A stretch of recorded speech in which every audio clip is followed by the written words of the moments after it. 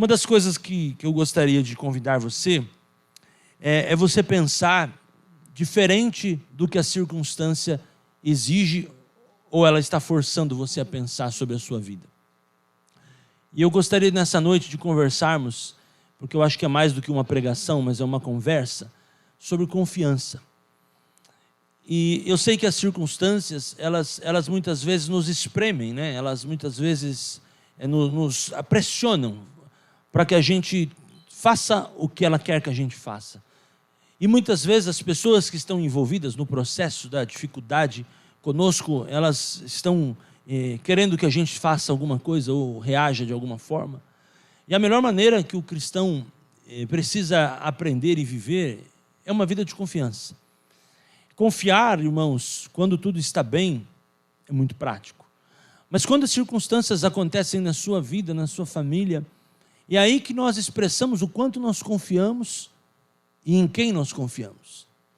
E confiar pode parecer uma tarefa desafiadora, e mas para aqueles que estão ao nosso lado, pode até parecer loucura, porque tem pessoas que muitas vezes estão dentro do barco conosco, da vida, e a tempestade está batendo, e tem gente que está desesperado. Mas aquele que tem o Senhor, não é que não tem aflição, não tem preocupação, não tem tristeza, temos também, somos também humanos. Mas quando a gente confia, a gente descansa, e a gente sabe que no tempo certo tudo vai resolver. E pode parecer em alguns momentos que a gente está meio em off, né? Falar, você não está nem aí, você está vendo que o barco está, a tempestade está batendo, você não está nem ligando. E o evangelho não é que a gente não está ligando, é que a forma do cristão entender a dor, viver a dor, passar por dificuldade é diferente. E o cristão, eu digo, não apenas aquele que meramente gosta de Jesus, mas aquele que tem o senhorio de Jesus no seu coração, ele vai lidar com a dificuldade de uma forma diferente. Por quê? Por causa da autoridade que ele tem em Jesus, por causa da fortaleza que está sempre a vida dele. Não é uma fortaleza humana, não é uma fortaleza maligna, mas as forças daquele homem, daquela mulher, são forças espirituais. E quando a gente passa por adversidades na vida, a confiança, irmãos, é a nossa estabilidade. Pense nisso, a confiança é a sua estabilidade. E aquele momento, a Bíblia fala que Jesus estava dormindo no barco. Pode parecer uma insignificância e pode parecer até contraditório com os outros discípulos que estavam no barco desesperados. Mas quando a tempestade veio, um dos discípulos acordou Jesus e falou, mestre, acalma, está tudo terrível, nós vamos morrer aqui. Jesus falou assim, calma. Ele repreende o vento, repreende tudo. E naquele momento, aqueles discípulos ficaram maravilhados com a forma que Jesus reagiu à tempestade. Os discípulos falaram assim, quem é esse que até o vento e o mar lhe obedecem? Passar por dificuldades, irmãos, é algo que no meu coração eu entendo que sempre a gente vai passar. Mas toda dificuldade para nós é um treinamento. Diga assim comigo, dificuldades são treinamento. Mas sabe como a dificuldade te faz crescer? O exercício da fé na dificuldade.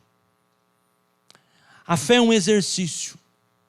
E se você não exercitar a fé, o que acontece? Quando existe uma dificuldade, é como o corpo da gente. Se ele não está preparado, quando você exige do teu corpo, ele não aguenta.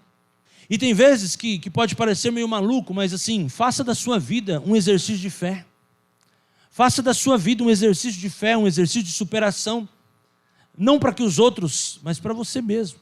Quando você estiver no trânsito, fala, Senhor, Tu és um Deus poderoso que desembaraça os caminhos. Você vai ver que ali é uma coisa pequena, perto de um problema bem mais complexo, talvez esteja enfrentando, mas Deus desembaraça os caminhos. Senhor, eu ponho a mão na minha despensa, Senhor, em nome de Jesus, essa despensa aqui vai dar e vai sobrar, o Senhor vai fazer multiplicar tudo aquilo que eu tenho no meu freezer, na minha geladeira, a minha despensa aqui, vai prover toda a minha família e o nome do Senhor vai ser glorificado. Você vai ver como Deus vai fazer multiplicar. Coloca a mão no seu carro e fala assim, esse carro aqui não é para prejuízo, esse carro aqui é para bênção. Então eu declaro em nome de Jesus que a gasolina desse carro vai render o que vai ter que render. Em nome de Jesus, nesse carro não cabe prejuízo. Tudo que nós colocamos a mão prospera. É o exercício da fé. Eu não preciso estar enfrentando, irmão, uma situação muito difícil para poder exercitar a fé, mas é no dia a dia. A fé é dia a dia. A fé é você levantar pela manhã, dar bom dia ao Espírito Santo e começar a ver o que ninguém está enxergando e começar a confiar e entender que Deus naquele dia vai prover todas as suas necessidades e naquele dia Deus vai abrir portas, naquele dia alguma coisa no mundo espiritual vai acontecer em teu favor. Porque, meu irmão, para que ser crente se a gente está andando por vista? A palavra de Deus diz que nós não somos aqueles que andam por vista. Nós andamos pela fé. E andar pela fé, irmãos, é você entender aquilo que você não está vendo. É você olhar para uma tempestade e saber que Deus é poderoso para acalmar a tempestade. É saber que Deus está no controle das coisas, mesmo quando elas saem do nosso controle, porque Ele é Deus, Ele está à frente de todas as coisas, Ele conhece o futuro. E olhar para a nossa vida é nos ver como pequenos, sim, mas olhar para o Deus que nós temos que é grande, dizer, Senhor, é na tua força que eu vou e eu vou vencer em nome de Jesus. Porque não existe prova que Deus nos dê maior que a gente possa suportar. Irmãos, eu tenho certeza disso. A gente pode não estar entendendo a página agora, mas Deus já tem o final do livro escrito. As páginas vão virar e o passar do tempo vai te ensinar que tudo que você está passando tem um propósito. Tem um propósito. Tem um propósito. E no Senhor nós somos muito mais que vencedores. Essa é a promessa de Deus para a sua vida e para a minha vida. Nós somos em Jesus muito mais que vencedores. Você pode dizer amém por isso? E esse texto é fantástico, Salmos 27. Versículo 1. Quem achou, diga amém. Ninguém achou. Salmos 27, 1.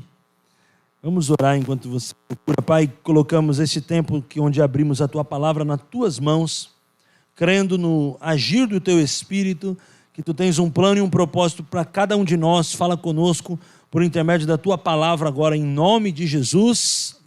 Amém. O Senhor é a minha luz. Isso é uma realidade para você? Eu te pergunto nesta noite. O Senhor é a sua luz. Sabe o que é luz? Direção. Quem é a sua direção? Quem te direciona, quem te ilumina, quem te traz estratégias, quem te traz visão. O Senhor é a minha luz e a minha salvação. Salvação fala de dependência. Nós precisamos depender de Deus. Nós aceitamos como Senhor e Salvador da nossa vida. Isso nós declaramos a nossa dependência de Deus. Eu não sei você, irmão, mas eu dependo de Deus 100%. Eu não tenho nada para te oferecer, não tenho nada para fazer, não tenho nada para mostrar, não tenho um cravo nas mãos, eu não tenho nada para te ensinar, se não for pela dependência de Deus, porque eu sou pó como você, sou humano como você, passo por lutas como você, sinto dor como você, passo por aflições como você, mas eu sei de uma coisa que eu digo no seu coração e para o meu coração: depender de Deus é a melhor opção. Depender pode ser para o mundo um sinônimo de fraqueza. Para o crente é um sinônimo de força. Porque se eu dependo de Deus, eu reconheço que Deus está comigo. Eu dependo de Deus, eu dependo de Deus. Sabe, irmão, você poderia dizer para quem está do seu lado: você depende de Deus? Dependa de Deus, diga para ele: dependa de Deus. Passe o que você está passando dependendo de Deus, dependa de Deus. Depender de Deus, irmãos, é a coisa mais bonita da nossa vida. Dependo de Deus. Eu levanto todos os dias de manhã dizendo: Senhor, eu dependo do Senhor. Eu dependo do Senhor. Senhor, olha, se não for o Senhor comigo esse dia, eu não sei o que vai acontecer. Eu dependo do Senhor. Onde eu estiver, o que eu for fazer, onde as pessoas que eu me conectar, o trabalho que eu desenvolver, as pessoas que eu atender, as coisas da igreja, as coisas do trabalho, as coisas da família, principalmente, eu dependo de Deus. Dependência. A nossa dependência, irmãos, ela é a nossa força. Nós somos dependentes, glória a Deus por isso. O Senhor é a fortaleza da minha vida. A quem temerei? Olha que coisa tremenda. Quando os malfeitores me sobrevêm para me destruir, meus opressores inimigos, é eles que tropeçam e caem. Amém, gente? Ou seja, a confiança em Deus, a vida com Deus, é uma vida de proteção. Ainda que um exército se acampe contra mim, não se atemorizará o meu coração. Tremendo isso, né? Ainda que um exército se acampe contra mim, eu não temerei o meu coração. E se estourar contra a minha guerra, assim terei confiança. E essa guerra aqui não está falando da guerra da Ucrânia, da guerra do Hamas contra Israel, mas está falando das nossas guerras interiores. Pense nisso. Quando as guerras interiores, os conflitos interiores, as batalhas espirituais se manifestam, como você e eu temos reagido? Quando os malfeitores se sobrevêm, ou seja, quando existem algumas coisas que vêm para destruir sua família, quando vem alguma coisa para trazer medo no seu coração, o que será do seu amanhã, como você vai administrar isso, como você vai administrar aquilo. Irmãos, entenda uma coisa, confiar em Deus é isso. Ele diz assim, olha, se estourar uma guerra contra mim, ainda assim terei confiança. Confiança, irmão, confiança. A confiança ela é algo tão interessante. Ela nos faz e nos torna os verdadeiros adoradores que o Pai procura. Porque não tem como adorar aquilo que você não confia e não tem como confiar aquilo que você não conhece. E a Bíblia fala, né, irmãos, que o céu é um lugar de adoração. Você já leu o Apocalipse? Você já entendeu como que vai ser o céu? Como que é o céu? Que os anjos adoram o Senhor? Você já entendeu esse contexto? Se não, dá uma lida lá para você entender depois. Não tem falta de adoração no céu. A Bíblia diz que os anjos, os querubins, os serafins, 24 horas o adoram em espírito, adoram declarando, santo, santo é o Senhor. Isso é tremendo. Mas interessante que o céu é um lugar de adoração. Você concorda comigo, sim ou não? Existe adoração no céu, querubins, serafins, os 24 anciões, eles estão o tempo inteiro adorando ao Senhor, adorando com as suas coroas, nós até cantamos sobre isso. Mas o próprio Deus, cheio de glória, assentado no trono, em Jesus, cheio de majestade, de poder, majestade santa, Jesus, o Filho de Deus vivo, ele diz assim que ele está à procura de adoradores. Ou seja, Deus não está procurando adoração, mas Ele está procurando adoradores. E confiança é um dos atributos da adoração. Quando eu adoro o Senhor, adorar ao Senhor é mais do que cantar. Uma das palavras originais do grego para adoração é latreia. Sabe o que quer dizer latreia? Prostrar-se. Adoração é prostrar-se, adoração é se entregar, adoração é se rasgar diante da beleza, da santidade de Deus. E adoração não é um hino, adoração é um estilo de vida, de confiança. Porque a Bíblia fala que aquele que chega ao trono do Senhor, chega com toda a confiança. Aquele que entrega a sua fé, crê que Ele existe e recebe galardão, isso é confiança. Eu não posso acessar aquilo que eu não conheço, eu não posso confiar naquilo que eu não tenho um relacionamento. Por isso que confiar em Deus é relacionar-se com Ele. Eu não posso me relacionar com a igreja e não me relacionar com Deus da igreja. Eu não posso me relacionar com os irmãos e não relacionar com o Pai, com aquele que nos faz ser irmãos. Por isso a comunhão horizontal entre nós é fundamental, mas a maior comunhão que faz com que a confiança seja edificada é a comunhão vertical, a comunhão com Deus, o nosso Deus, o Deus da nossa salvação, a nossa confiança, o nosso refúgio, a nossa fortaleza. E o que sustenta as relações horizontais, certamente é a relação vertical, porque nela nós nos edificamos, nela nós aprendemos, é nela que nos nutrimos, e é confiando em Deus que nós aprendemos com esse salmista a importância de enxergar aquilo que ninguém está vendo. Confiança, irmãos. Estabilidade. Poxa vida, irmãos. Existem pessoas neste momento, agora, que estão em países fechados, perseguidos, sendo perseguidos por causa do Evangelho, mas você percebe que esses camaradas, esses missionários, homens e mulheres de Deus, estão ali no alto nível de confiança. Por que você está num alto nível de confiança? Quando você vai a Israel, você vai lá nas colinas do Golã e você vê que o exército de Israel está numa batalha e tanta, mas eles estão no alto nível de confiança, com as armas na mão. Os caras que atiram de elite, lá esqueci o nome, mas os caras estão preparados para qualquer tipo de batalha. Eles estão numa alta tensão, eles estão num alto lugar, correndo risco de morrer em qualquer momento, mas eles estão num nível de confiança, porque, meu irmão, a alta entrega, ele exige uma alta confiança. Olha o versículo 4, que tremendo, você está aí? Diga amém.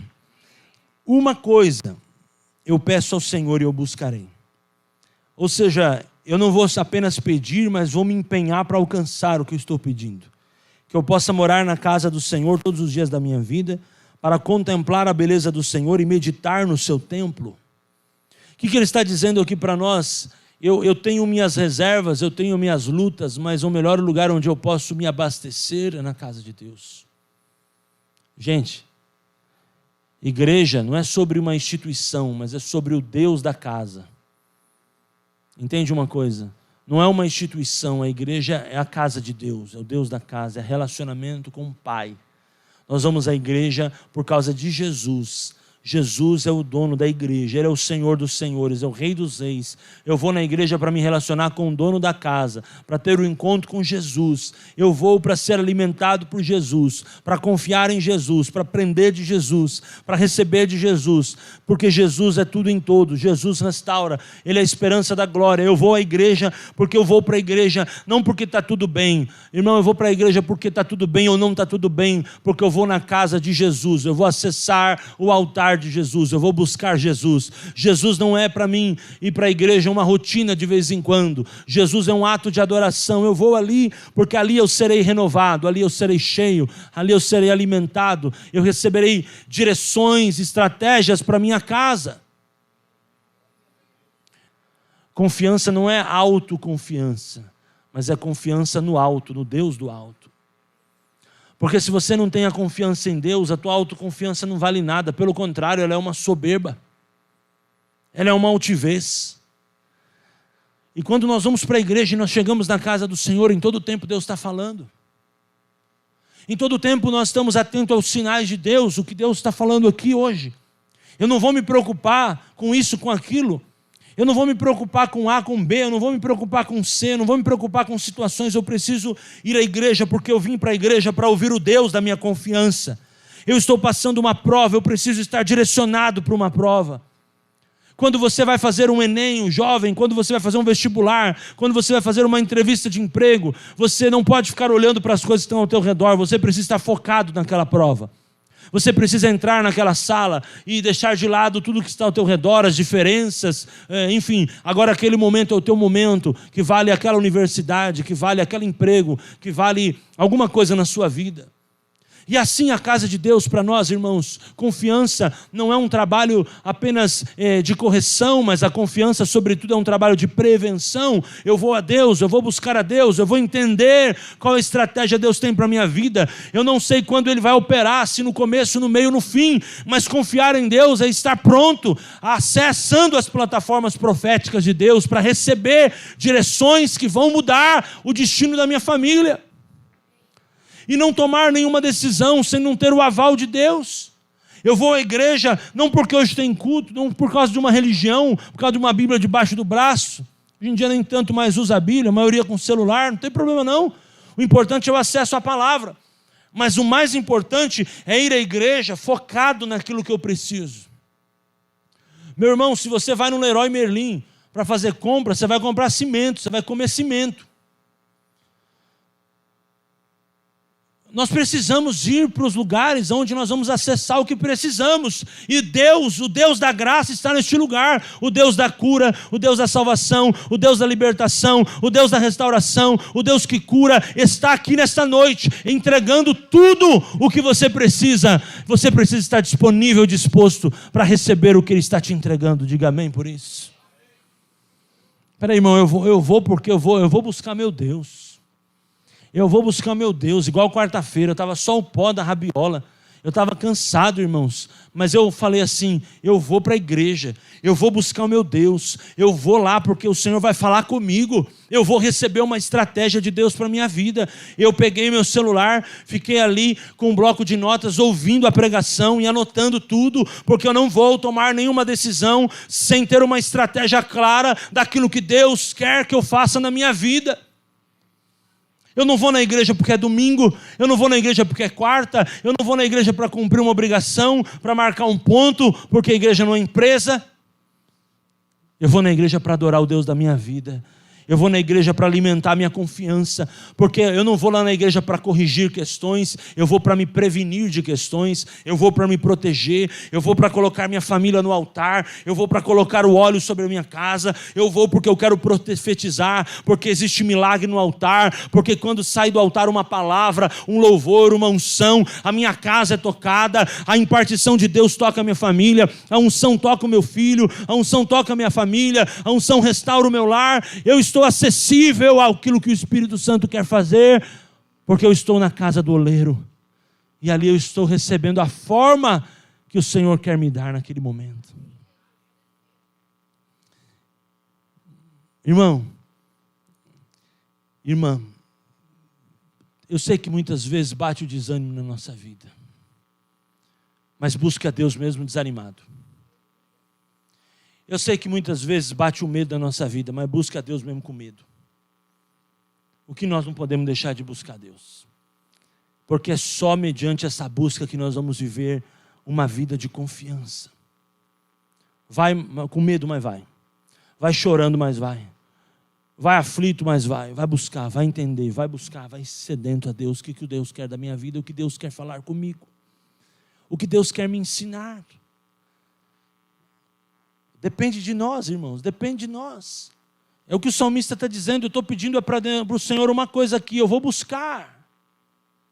Depende de nós. Confiar depende de nós. Deus não vai fazer mais nada, Ele já se revelou, Ele já ensinou, Ele está fazendo o que tem que fazer. Agora depende de nós acreditarmos no poder de Deus, no poder do Altíssimo. Os apóstolos, quando foram enviados na igreja primitiva, eles estavam com uma palavra, irmãos. Precisava de uma segunda palavra? Não. O próprio Deus enviou eles e deu uma palavra. Falou, vai que o Espírito Santo está com vocês. Que palavra melhor que essa? Sabe quando eles receberam uma segunda palavra? Estude isso que você vai ver que interessante. Quando eles começaram a fazer.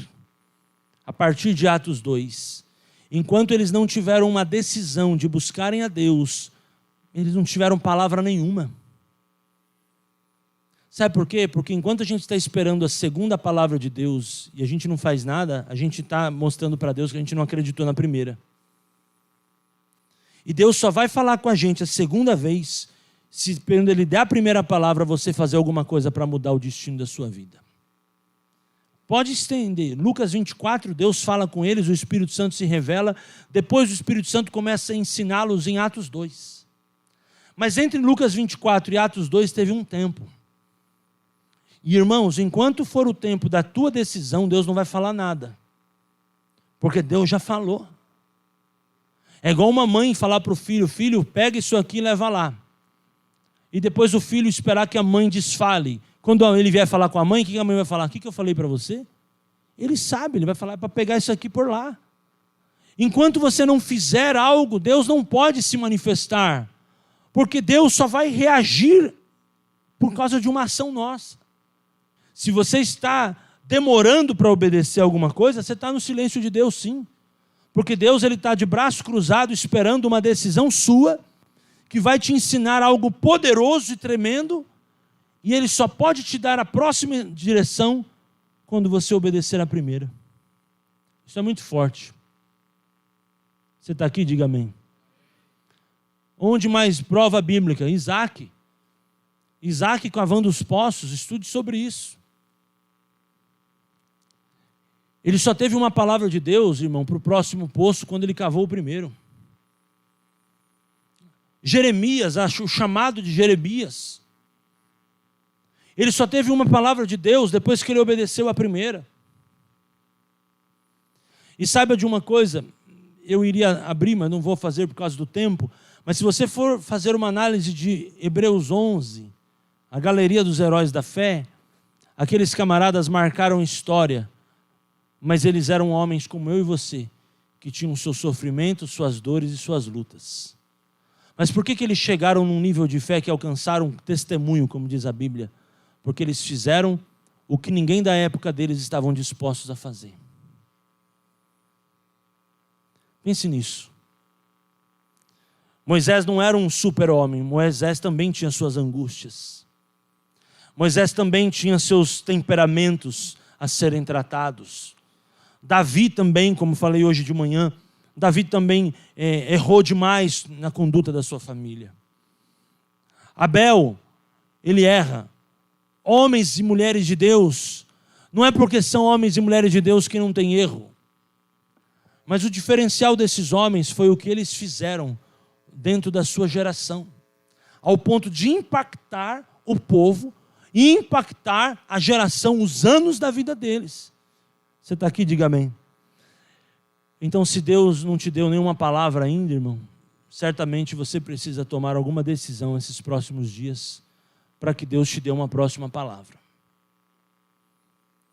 E se você não ouviu nada de Deus ainda, comece a buscar, porque Ele vai te falar, talvez está te falando agora a respeito de algo da sua vida. Porque Deus, irmãos, Ele não vai te deixar sem estratégia.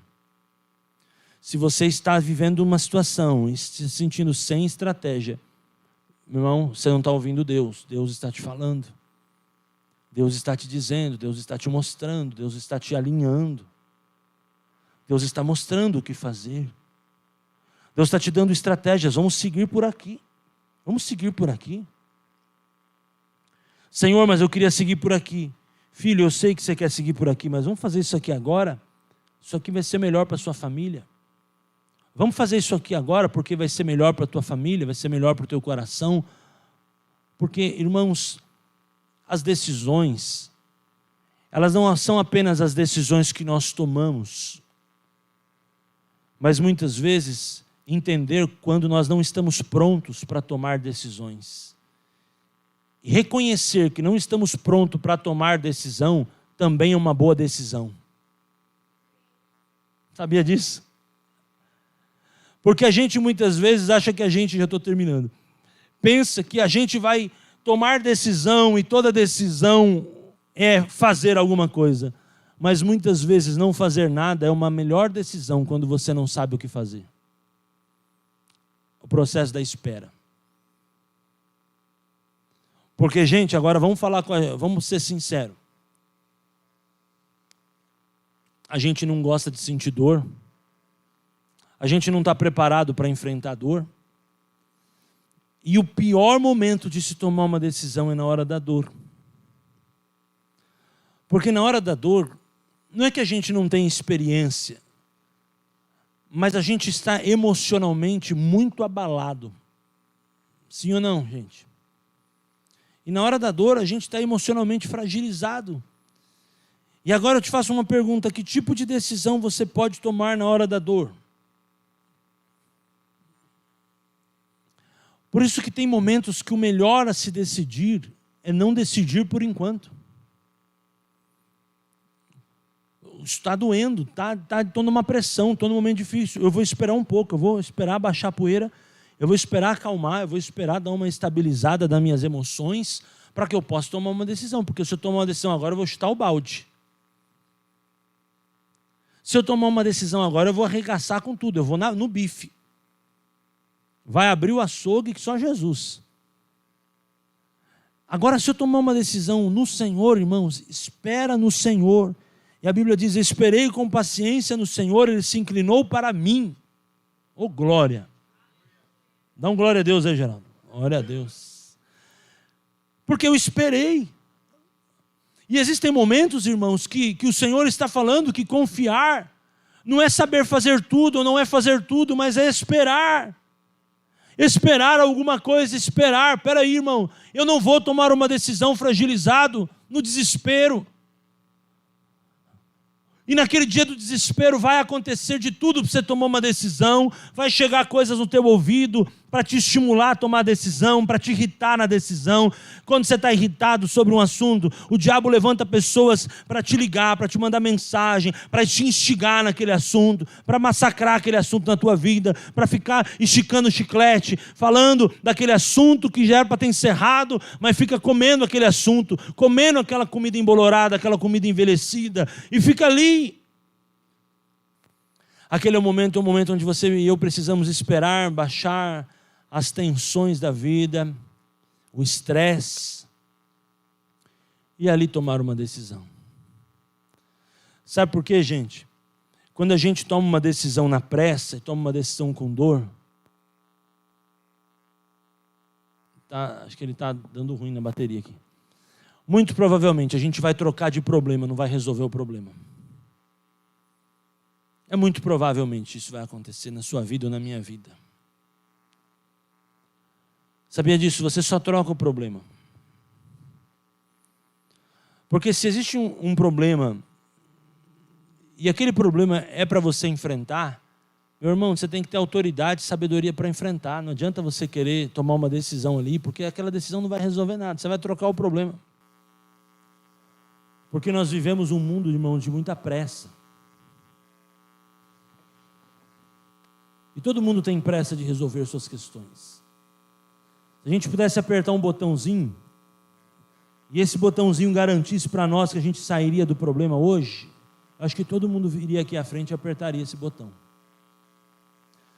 Mas a pergunta que eu te faço e te levo a pensar, você não tem um botão, mas você tem um coração que pode abrir diante de Deus e pedir para que o Espírito Santo possa controlar suas emoções e te ensinar a confiar em Deus no meio das adversidades que você está passando.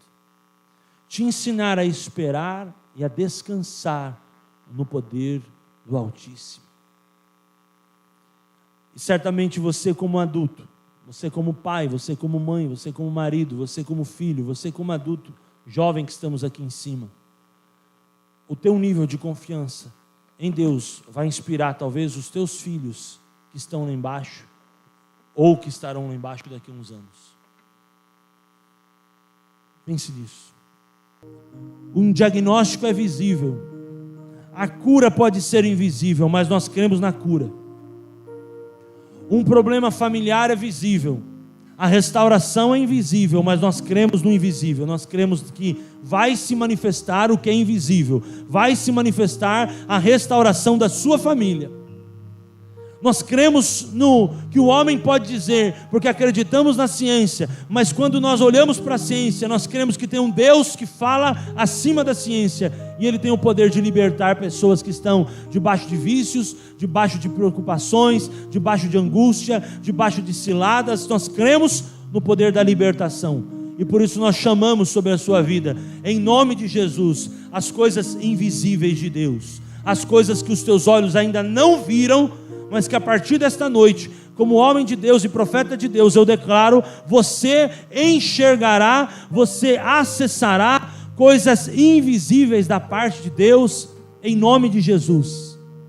Você acessará aquilo que talvez você crê, mas não pega. Crê, mas ainda não é concreto, mas por causa dessa noite de confiança, eu chamo a existência sobre a tua vida, em nome de Jesus, as coisas invisíveis se manifestando, porque as coisas invisíveis, elas vão cancelar, talvez coisas visíveis que estão diante de você e sua família, impedindo você de prosperar, de viver o melhor de Deus, em nome de Jesus.